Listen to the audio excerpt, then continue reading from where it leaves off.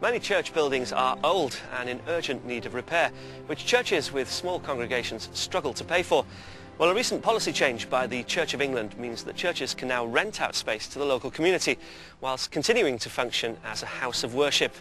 But the idea of the church being used by the wider community is far from being a new idea. When St. Stephen's was built, this was a clear, open space. No pews, none of this clutter, because the whole point was this was a public space. So there would probably have been a school over there for maybe 20, 30 boys being taught by perhaps a monk or a priest. Over here there would have been stalls, and people would have come in here to have a drink, to wander around, to chat. This would also have been used for performances, for drama, for dance. So what changed? Well, what changed was, ironically, we lost the sense of this as being belonging to the ordinary people. And we started putting in pews. It was the Georgians did this first, and they put in those huge box pews, and you paid rent.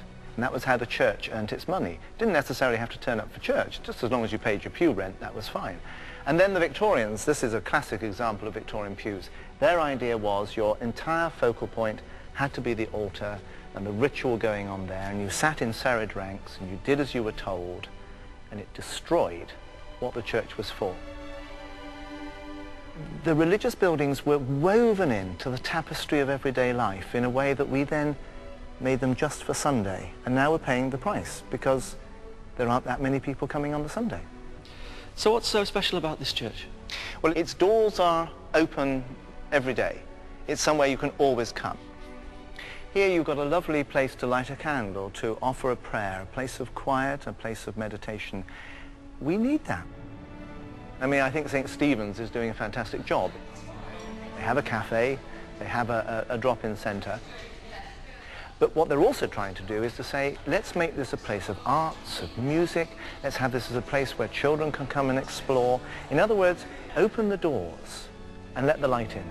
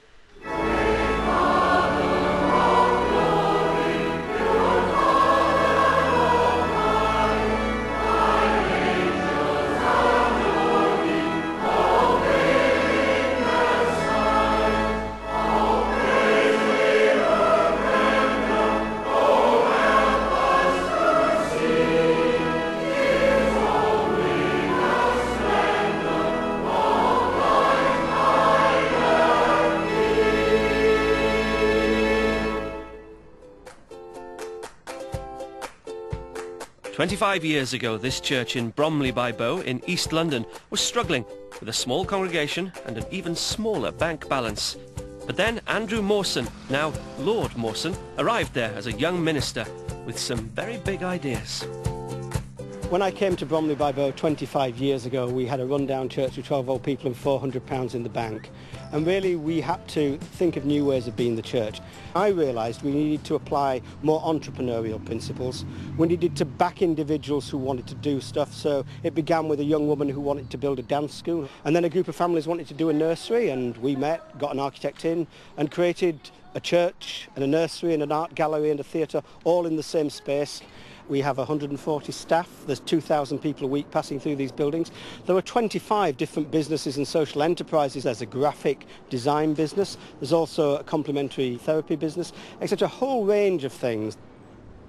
Jesus of Nazareth, if we know anything about history, it seems to me grew up in a small business. So I suspect he knew a bit about 2 and 2 make 6 and working with people. Otherwise, I suspect we wouldn't be knowing much about him today.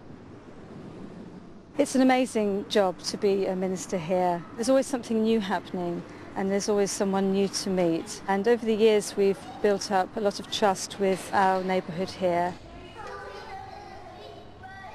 There's a very good design in the church. The walls of the church are also storage space for the nursery. We can draw the screens back to hide the little toilets and the kitchen area to create a sense of space and calm so that we can worship. You copy me, yeah? So we're going to draw an A. As well as the nursery within the church, there's also a health centre on the site and a wide range of classes and activities on offer. 14 years ago I moved to this area and I was a single mum. Didn't really know anybody in the area. A young girl I got talking to said come to the centre. We're doing some work there with people with disabilities, so I came along, absolutely loved it. I'm now assistant manager. We run an art class for people with disability. We believe art is therapy, and just for them to see an end product is fantastic. Whether it's wonky, whether it doesn't look right to us, to that member it looks perfect. The local church here, we all go in it. It's a weird feeling for me because I don't do church, but I'm quite happy to walk into that church. It's just lovely.